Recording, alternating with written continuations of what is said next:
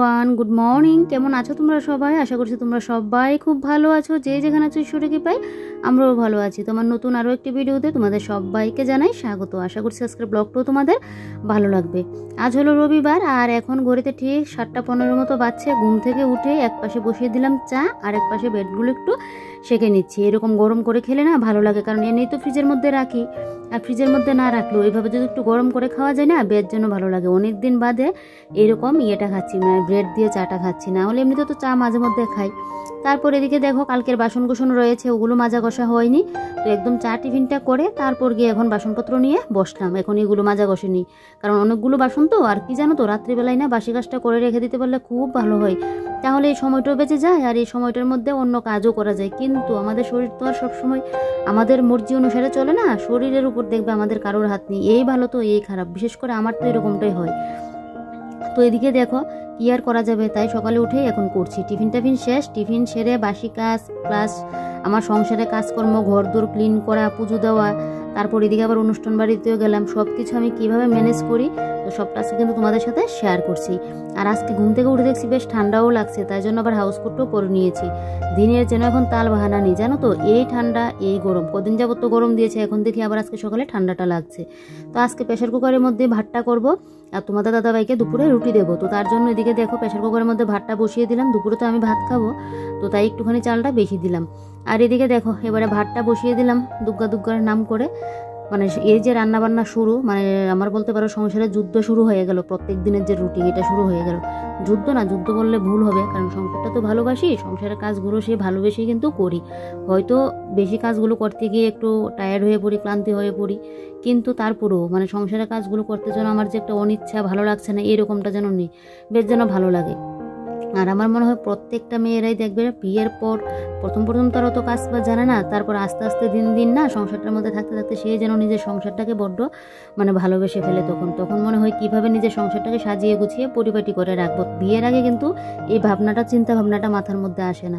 তো এদিকে দেখো প্রেশার কুকারে ভাতটা বসিয়ে এদিকে রুটির আটাটাও কাই করে নিয়েছি। আর এদিকে এখন আমি বেতুয়া শাকটা কেটে নিয়েছি। এক মুঠো বেতুয়া শাক রয়েছে, দেখো এগুলো একদম নিতিয়ে গেছে, তো ফেলে দেবো, তাই ভাবলাম বেগুন দিয়ে ভাজি করে নেবো। আর দুপুরে তোমার দাদাভাইকে রুটির সাথে দেবো নিরামিষ সবজি, মানে নিরামিষ সবজিটা দিলে না খুব ভালো হয়, তাহলে তোমাদের দাদাভাইয়ের খেতে জুতে গেলেও একটু সুবিধা হয়। তো এদিকে দেখো এগুলো ফেলে দিয়েছি ডাস্টবিনের মধ্যে। আর এদিকে ফুলকপি, গাজর, টমেটো, বেগুন, মটরশুঁটি এখনও দেইনি, পরে দেবো। তো সব কিছু দিয়ে এখন কিন্তু আমি বসিয়ে দিলাম। তারপর এদিকে দেখো শুকনো লঙ্কাগুলো কালকে নিয়ে আসলো, তো শুকনো লঙ্কাগুলো এখন রোদে দিতে লাগবে, তো এটার মধ্যে নিয়ে নিলাম। তবে দেবো একটুখানি পরে, আগে আমি রুটিটা বসিয়ে দিই, না হলে তোমাদের দাদাভাইকে না খাবারটার সাথে দিয়ে দিতে পারবো না। তো এদিকে দেখো আমি এখন রুটিগুলো করে নিচ্ছি। আর তোমাদের দাদাভাইয়ের কি আমারও আজকে দুজনেরই না আমাদের নিমন্ত্রণ আছে বিয়ে বাড়িতে, বৌভাতের একটা নিমন্ত্রণ। সেই এক সপ্তাহ আগেরই কথা যাওয়ার জন্য, মানে তোমাদের দাদাভাইয়ের দোকানের কাস্টমার, সবসময় ওরা আমাদের দোকান থেকে সবসময় জিনিসপত্র কেনাকাটা করে। তো সেই তো তোমাদের দাদাভাইকে না এইরকম অনেক জায়গাতে তোমাদের দাদাভাই নিমন্ত্রণ থাকে, তোমাদের দাদাভাই তো যায়ই না, যেতেই চায় না, মানে সঙ্গে যদি আরেকজন থাকে তাহলে যায়। তো আমাকে বলছে যেতে, তো আমি বলছি কি যাবো না, তুমি চলে যাও। বলছে একা একা আবার আরেকজন সঙ্গী থাকলে ভালো হতো, বলছে যাবে না। তো এই বলে দেখো আমি রুটিও করে নিয়েছি। এদিকে তোমাদের দাদাভাইকে রুটিটা দেবো, যাবে না যখন এখন আর কি করা যাবে বলো, পরে তোমরা ব্লগটা দেখলে বুঝতে পারবে কি কি হয়েছে না হয়েছে। তো এদিকে দেখো রুটিগুলো করে নিয়েছি, বেলে নিয়েছি, তারপর টেবিলটাও মুছে নিলাম, নিয়ে এবারে রুটিগুলো এক পাশে বসিয়ে দিয়েছি। আর এদিকে হটপটটাও নিয়ে নিয়েছি। এই যে দেখো রুটিগুলো এখন করে নিচ্ছি। তো রুটিটা করে তারপর এদিকে সবজিটা একদম হটপটের মধ্যে দিয়ে দেবো, তাহলে একটু গরম গরম থাকবে, যদিও আমার হটপটটা অতটা ভালো না। তো এদিকে দেখো 3টা রুটি করে নিয়েছি। আর এদিকে তো রান্নাবান্না আমার মানে হয়েই গেছে, এবারে গ্যাসটাও মুছে নেবো, কারণ নিরামিষ সবজি আর বেতুয়া শাক করেছি, তো ওগুলো দিয়ে আমাদের সকাল দুপুর হয়ে যাবে, রাত্রিবেলায় তো একটা কিছু করতেই লাগবে। আজকে আবার আমাদের এখানে ঠাকুরের উৎসব 16ই ফেব্রুয়ারি, তো আজকে আমাদের এখানে আবার ঠাকুরের উৎসবও হচ্ছে, তো ওইখানে তো যাবই। তো এদিকে দেখো গ্যাস টেস মুছে নিয়েছি। রান্নাবান্নার পর না রান্নাঘরটা যতক্ষণ ক্লিন না করি আমার যেন ভালো লাগে না। তো এদিকে গ্যাস টেস মুছে জানলাটাও একদম মুছে পরিষ্কার করে নিয়েছি। এবারে দেখো এই জায়গাটা একটু মুছে পরিষ্কার করে দিচ্ছি। এই জায়গাটা আমার প্রত্যেক দিন বলতে পারো পরিষ্কার করতে হয়, মানে বাদ বাকি জিনিসপত্রগুলো প্রত্যেক দিন করি না, কিন্তু এই জায়গাটা তো আমার প্রত্যেক দিন করতেই হয়, কারণ এটার মধ্যে মশলাপাতি ওইটা জিনিসপত্র আনা নেওয়া করি, তো তাই জন্য জায়গাটা নোংরা হয়ে থাকে, তাই মুছে দিতে লাগেই।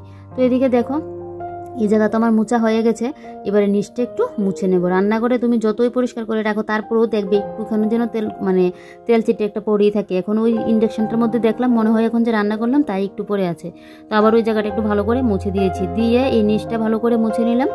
নিয়ে এদিকে দেখো এবারে এখন ওই যে গ্যাসের সাইড ফাইডটা মুছে দিচ্ছি আর এদিকে সিলিন্ডারটাও মুছে দিচ্ছি। এটা তো এখন আমার ঘরে আছে, আবার দেখবে 1 মাস পর আরেকজনের ঘরে চলে যাবে, তারপরও যতক্ষণ আমার ঘরে আছে জিনিসটা তো আমি ক্লিন করে রাখবো বলো। এটা এখন আমার নয়, এখন তো আমার কাছে আছে, তো সেটা তো আমারই। তো 1 মাস মানে সবার ঘরে ঘরে দেখবে সিলিন্ডার কিন্তু সবার ঘরে ঘরে মানে বদল হয়, কিন্তু তা বলে তো আমি আর পরিষ্কার মানে অপরিষ্কারভাবে রাখবো না। এটা তো আনলে তো যা নোংরা থাকে, এটা তো একটু নতুন, যেগুলো একটু পুরনো হয় দেখবে কি অবস্থা হয়ে থাকে। আমি এনে তো জল ঢেলে দেবো আর ভালো করে একটু মুছামাছি করে রাখি। তো আমার তো একটা সিলিন্ডারে প্রায় 2 মাসের মতো চলে যায়, 2 মাসের উপরে যায়। তো এটা হলো গিয়ে রান্নার উপর নির্ভর, রান্নার যদি একটু বেশি হয় তাহলে কম যাবে, এরকম অবস্থা। তো এই সাইডটাও মুছে নিয়েছি, নিয়ে তারপর আমাদের ব্রাশ কলকেটে রাখার এটাও কিন্তু এখন মুছে নিচ্ছি। এই যে দেখো, তো এই জায়গাটা আমার মোছা হয়ে গেছে আর এই চালনিটা নামিয়ে নিয়েছে। চালনিটার মধ্যে এত ধুলোবালি পড়েছে সাইড ফাইডগুলোতে, এটা আমার সুজি চালনি, মাঝে মধ্যে আবার এখন আটাও চালি, আটা ময়দাও, আমার আটা মধ্যে চালনিটা ভেঙে গেল তাই জন্য। তো এদিকে দেখো এবারে এগুলো মুছে এদিকে এখন লঙ্কাগুলো আসলাম রোদে দিতে। লঙ্কাগুলো একটু রোদে দিয়ে মুসমুচু করের মধ্যে যদি কোটোর মধ্যে রাখি না তাহলে দেখবে খুব ভালো হবে তরকারি পাতির মধ্যে দিতে। তারপর এদিকে ফিল্টারের উপরে টাকাটা দেখো মুছে নিয়েছি, নিয়ে এবারে ফিল্টারের নিচটাও মুছে নিচ্ছি। ফিল্টারটা এই সাইডটা দিয়ে রাখাতে খুব ভালো হয়েছে, যখন ওই সাইডটার মধ্যে থাকতো আমার রান্না করার সবজিপাতি যখন করার মধ্যে তেল চিটেটা পুরো গিয়ে ফিল্টারের উপরে ডাকাটার মধ্যে গিয়ে পড়তো, আর যা তেল চিটে হয়ে থাকতো এটাকে 2 দিন বাদে বাদে আমার ওই সাবান দিয়ে মাজা ঘষা করতে হতো। তো বালতিগুলো এদিক দিয়ে মুছে নিয়েছি, নিয়ে এবারে দেখো ঘরটা ঝাড় দিয়ে নিচ্ছি। আর এদিকে তো লাগছেও গরম, এবারে জুতোগুলোও খুলে নিয়েছি, আর যেন গরমে থাকতে পারছি না। এদিকে ডাস্টবিনটা বের করে নিয়েছি, ডাস্টবিনটা আবার ঘরে এনে নেবো। ওই ডাস্টবিনের আবর্জনাগুলো ওই যে একটা ব্যাগের মধ্যে রেখে দেবো, তাহলে আমার শাশুড়ি মা বা তোমাদের দাদা এগুলো ফেলে দিতে পারবে। তো এদিকে দেখো এই যে পুরো ঘরটাকে এবারে ভালো করে ঝাড় দিয়ে নিচ্ছি। মানে যত মানে রান্নাঘরে কাজ, রান্নাবান্না শেষ, তো এবারে রান্নাঘর আমার পরিষ্কার করে নিতে লাগবে। ওই যে রান্নাঘরে কাজ ফেলে রেখে এখন গিয়ে আবার ওই ঘরে করবো বা আমি বসে থাকবো, ওইটা যেন আমার ভালো লাগে না। মানে কেউ যদি সকালবেলা আমার ঘরে আসেও না, আমি যে 2টা মিনিট বসে কথা বলবো, এক তো সকালের দিকে আমার সময়টা থাকে না, তোমাদের দাদাভাই খাওয়া দাওয়া করে গেলে তারপর গিয়ে আমার যেন সব কিছুতে হয়।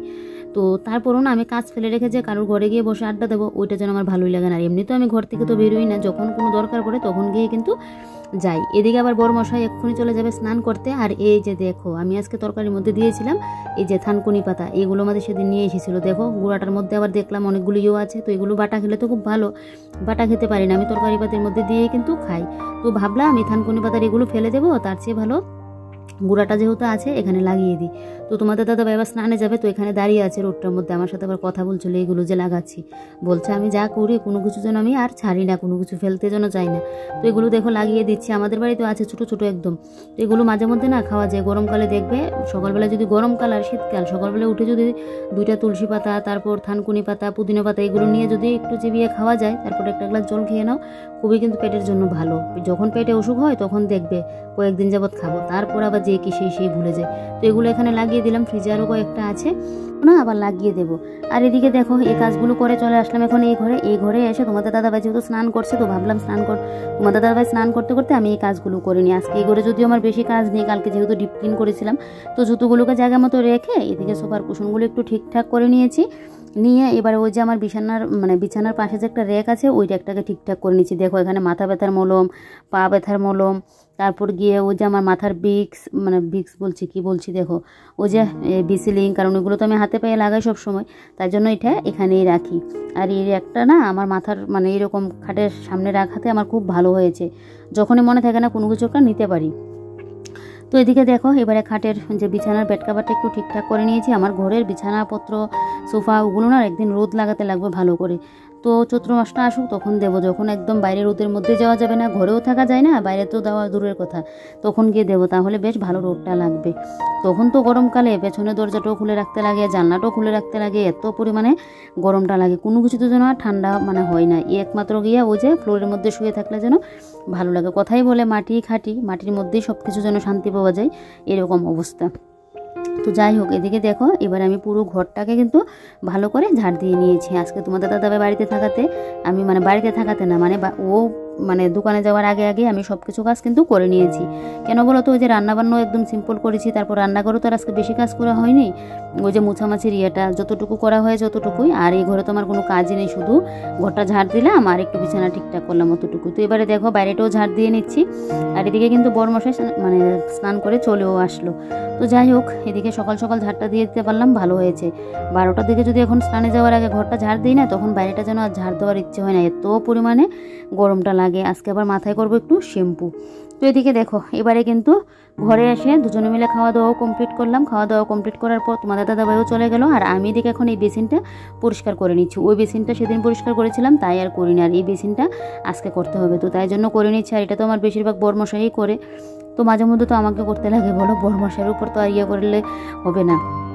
তো যাই হোক, তোমাদের দাদাভাই না বাড়িতে থাকলে কিন্তু আমাকে মানে হেল্প করে দেবে অনেক কাজে, কিন্তু ও হেল্পটা করে দেয়। আগে যেরকম কাপড় কেচে দিত, অনেক সময় বেশি কাপড় চোপড় হলে হাত বাঁধার জন্য বা এটা ওটা অনেকটা কিছু কিন্তু করে দেয়। আর বিশেষ করে মঙ্গলবার দিন যখন বাড়িতে থাকে, চিকেনটা যখন আমার ঘরে আনা হয় তখন দেখবে মানে যে কোনো মাংস আনলে ও রান্নাটা করবে, ওর হাতের যেন ইয়েটা ভালো লাগে খেতে। তো এদিকে দেখো এবারে লিকুইডটা শেষ হয়ে গেল, তো ওইদিকে না এবারে স্রাবটা দিয়ে মুছে নিচ্ছে। আমার ঘরে কোনো জিনিস থাকতে থাকতেই না বলে দিতে পারলে ভালো, কোনো জিনিস যখন শেষ হয়ে যায় তখন দেখবে আমার মন থাকলে তোমাদের দাদাভাইয়ের মনে থাকবে না, তোমাদের দাদাভাইয়ের মনে থাকলে আমার মনে থাকে না, এই চলতে থাকে। এই করে দেখবে এক জিনিস আসতে ঘরের মধ্যে এক সপ্তাহ লেগে যাচ্ছে। তোমাদের ঘরেও কি এরকমটা হয় বলবি তো?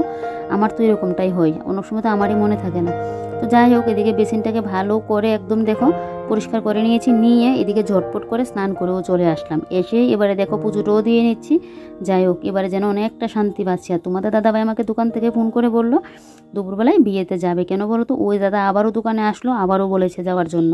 তো সেই তো যেতেই লাগবে বলছে বারবার। সেদিনও মানে ও দাদার বউ এসেছিলো, তো তারপর আমাকেও বলছিল, সেই বারবার করে বলছিল, তো তাই জন্য বলছে যাবে। তো তাই জন্য দেখো তোমাদের দাদাভাই আমাকে দিকে পুজো টুজো দিয়ে আমি তো রেস্ট করলাম অনেকটা সময়।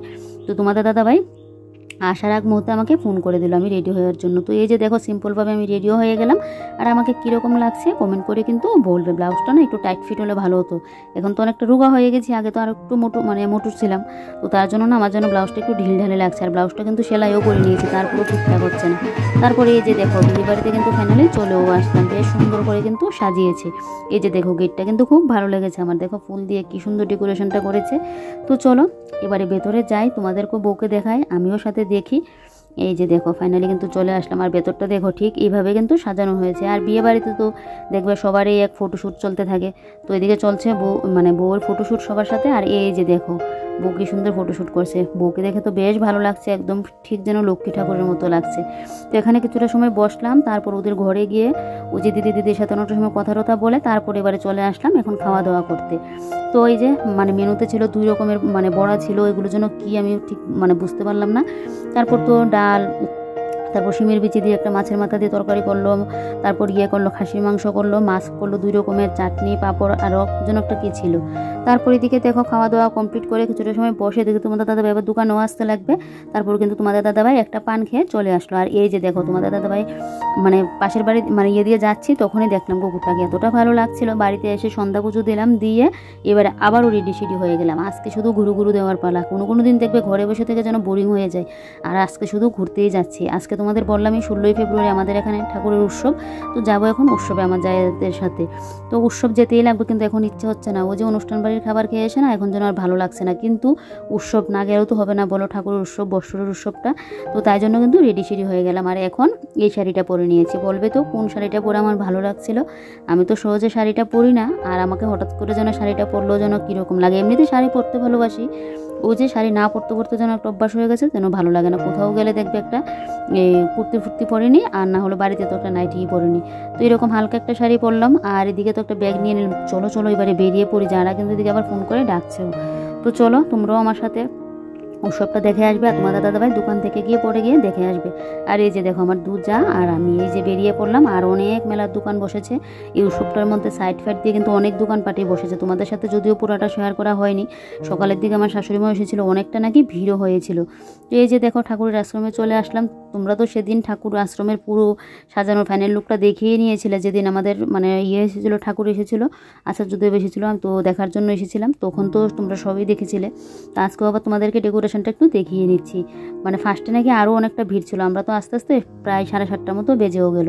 তো দেখো কি সুন্দর করে সাজানো গুছানো, বেশ ভালোও লাগছে। তো এবারে ঠাকুর আশ্রমে মানে 3টা আশ্রমে যাব, গিয়ে ঠাকুরকে প্রণামও করে নেব। আর এই যে দেখো কি ভালো লাগছে, সবাই গিয়ে কিন্তু ঠাকুরকে প্রণামও করছে। দেখবে ঠাকুর আশ্রমে আসলে না সেই যেন একটা শান্তি লাগে। আর দেখো পাশের যে 2 সাইডের ভিউগুলো, এত সুন্দর বড় বড় গাঁদা ফুলগুলো হয়েছে, কি যে ভালো লাগছে দেখতে। তারপর দেখো এবারে চলে আসলাম যেখানে মহাপ্রসাদটা দেওয়া হচ্ছে সেখানে।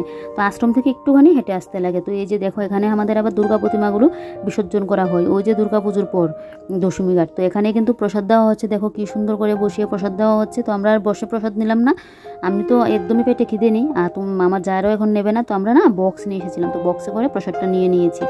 আর এই যে দেখো এখন আমার জায়ের আবার এখান থেকে কাপ প্লেট আরও কী কী কেনাকাটি হচ্ছে। আর এখন কিছু কিনবো না, কারণ কদিন আগে তো দেখলে পৌষ সংক্রান্তির মেলাতে গিয়ে কাপ টাপ কিনেছি, তো এখন আর তেমন কিছু কিন্তু কিনবো না। তো যাই হোক চলো এবারে আমরাও একটু ঘুরু করে নিয়ে তারপর বাড়িতে চলে যাবো। আর আজকের ব্লগটা এখানেই শেষ করবো। তো চলো সারাদিনের ব্লগটা কীরকম লাগলো কমেন্ট করে জানাতে ভুলবে না। ভালো লাগলে একটা লাইক করে দেবে, অনেক অনেক ভালো লাগলে একটু শেয়ার করে দেবে। তো চলো আজকের মতো বাই বাই, তোমরা সবাই